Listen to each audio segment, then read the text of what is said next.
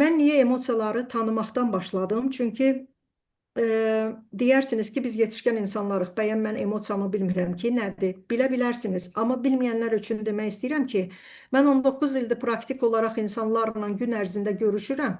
Bircə bazar günləri işləmirəm. Onda da sağ olsunlar qoymurlar darıxmağa, telefonda yazırlar.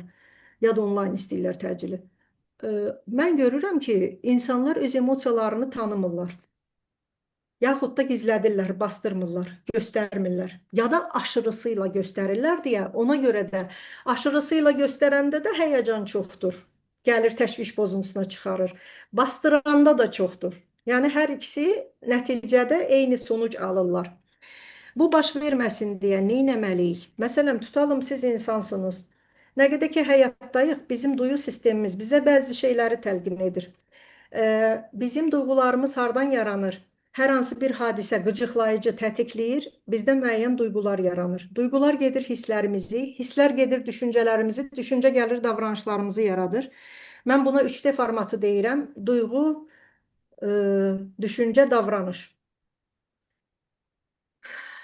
Və davranışlarımızın sonu əslində nəticəsinə özümüzü qane eləmir çox hallarda, nə də ki başqalarını.